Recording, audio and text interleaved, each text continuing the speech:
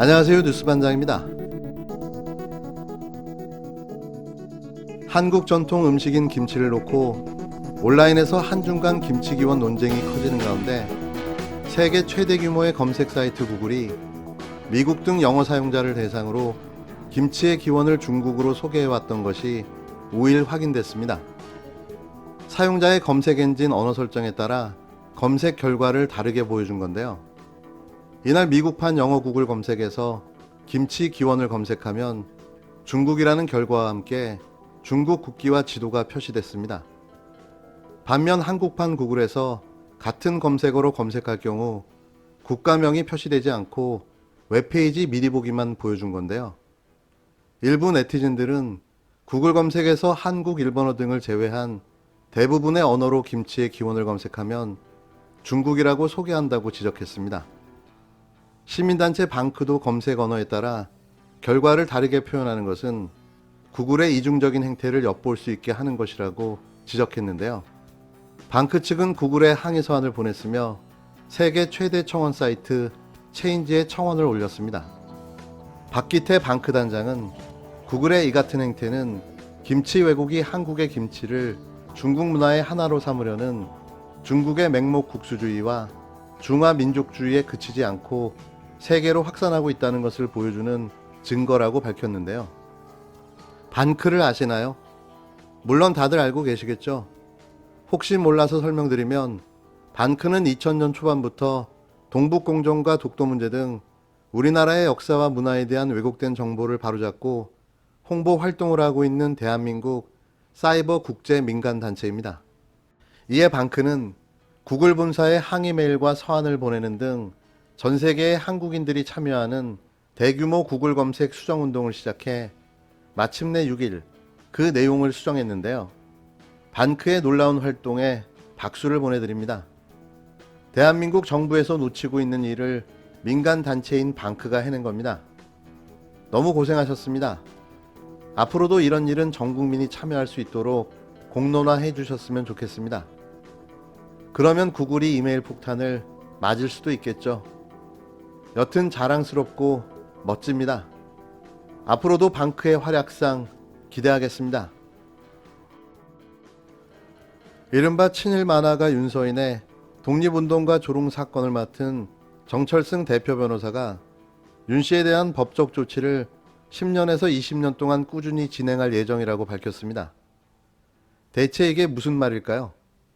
이렇게 오랜 기간 동안 지속해서 참교육을 시켜주신다면야 물론 대단히 감사드릴 일인데요. 어떻게 이게 가능한지 급 궁금해졌습니다.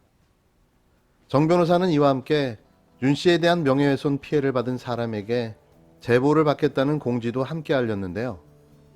이거 보통 일이 아닌 듯합니다. 지금 이 순간 가장 두려움에 떨 사람은 누굴까요? 서초동 윤서방파와 같은 성을 가진 윤서인이겠죠. 정 변호사는 5일 자신의 SNS에 광복회로부터 윤 씨에 대한 법적 조치를 검토해달라는 의뢰를 받고 가능하다는 의견을 드렸는데 윤 씨의 망언에 대한 공분이 워낙 거세서 지금까지 각계각층으로부터 쇄도하는 응원과 격려를 받고 있다고 말했습니다. 그는 변호사 생활 20년 동안 검찰, 여당 사선 국회의원 등 굵직한 상대들과 숱한 싸움을 해왔는데 이에 비하면 윤 씨에 대한 법적 조치는 화장실 청소 비슷한 봉사활동에 불과한 것임에도 그동안 경험해 본 적이 없는 뜨겁고 열렬한 응원과 격려를 받았다고 했는데요. 그러면서 정 변호사는 앞으로 윤 씨에 대해 취할 법적 조치 계획을 알렸습니다.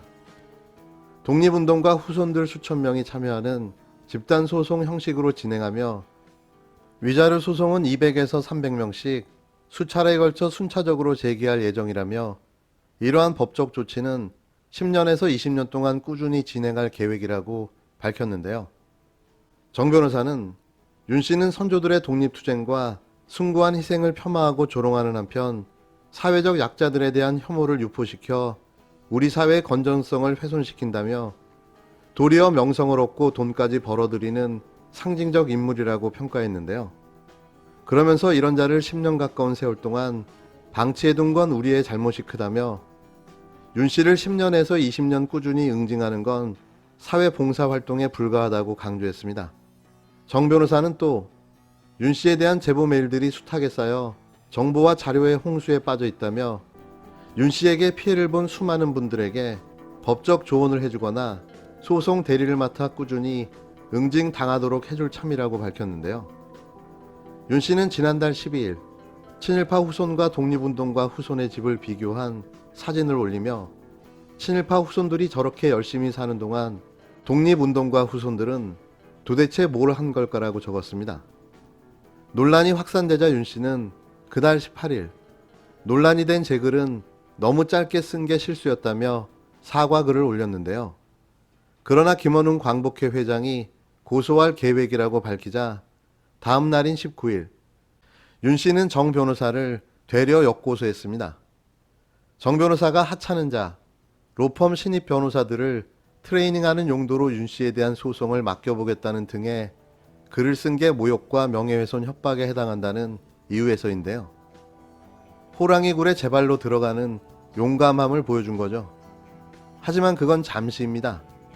그 호랑이가 가만 놔둘 리가 없지 않겠습니까?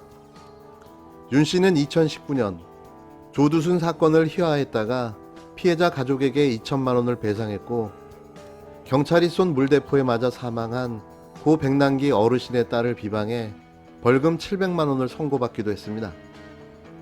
하지만 유튜브 수익과 계좌 후원금 등을 통해 이보다 더 큰 돈을 벌어들인 것으로 전해졌는데요. 이참에 뿌리를 완전히 뽑아버려야 합니다. 유튜브로 번 수익과 후원금, 그리고 만화로 벌어들이는 돈까지 모조리, 싸그리, 남김없이 모두 손해배상 비용으로 지불하게 만들어 자신이 얼마나 큰 실수를 했는지 느끼도록 해야 할 것입니다. 친일이 이 땅에서 사라지는 그날까지 우리 모두 끝까지 갑시다. 이 문제는 많은 우리 독립운동가 후손들이 전국 각지에서 지금 저희들 광복회로 연락이 와요. 이걸 그대로 둬서는 안 된다.